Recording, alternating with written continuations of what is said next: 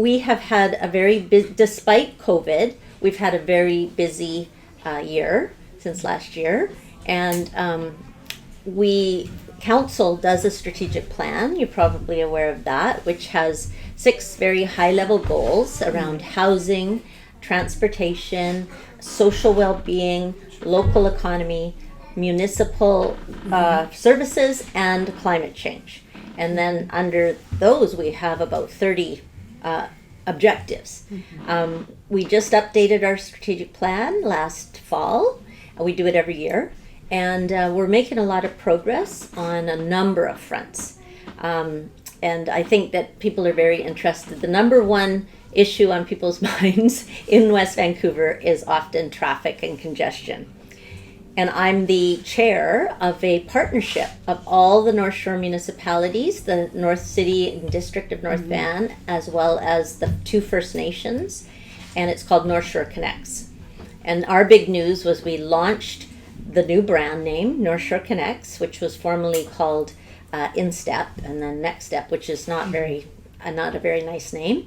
So we wanted to have something that really would tell people that we're trying to connect the whole region and move people and goods safely, conveniently, and quickly.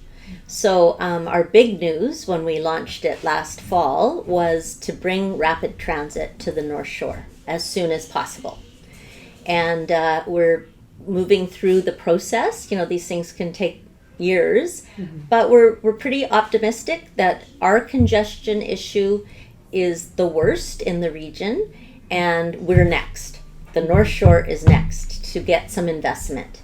So we're working very hard with the other levels of government, with the Mayor's Mayor's Council of TransLink, which is our transit authority.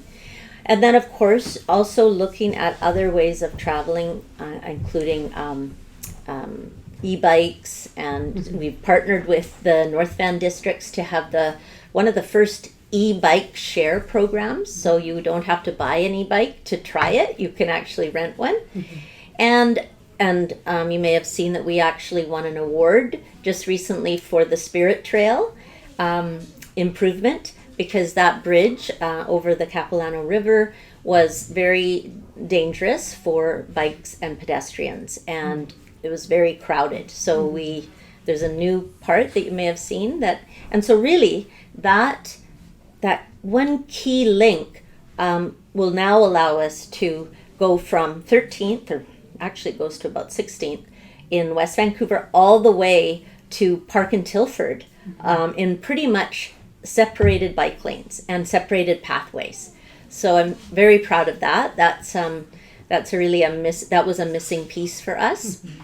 And of course, we're always looking for ways to get cars moving better, but so much of the congestion is not caused by West Vancouver, because we've had quite low population growth. And in fact, the last census, not this one, showed us declining in population. This one has showed we're going up 4%, 1,600 people. But it's not West Van that's causing traffic congestion, it's the housing affordability issue.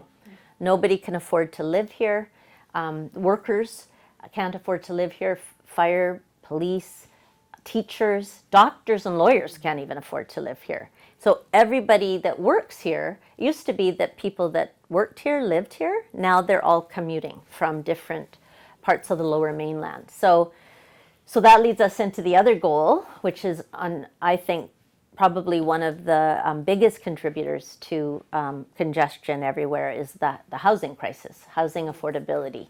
And so when you hear that Squamish is growing by 22%, and Pemberton is growing by, I think, over 10%. People are moving to those affordable places, but then commuting here. We also have people going to Whistler, people going to the islands, people going to the Sunshine Coast. So all of this congestion is causing, I know, a lot of hardship when people are traveling. So it's a very important issue for us. You can there's not one silver bullet for this. There's multiple things we've got to do, but we've got to start working on them now. So yeah, the other issue I mentioned was around housing affordability, and I guess a couple of things that have really advanced in the last year are the workforce housing development.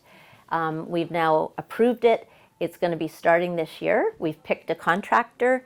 We've got a partnership with a developer and a nonprofit to build some condominiums behind the community center, West Van Rec Center, as well as 2 apartment buildings of below market rental.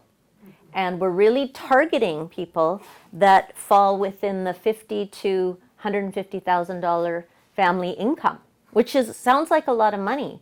But when your median house price in West Van is $3.2 million, they can't afford to live here.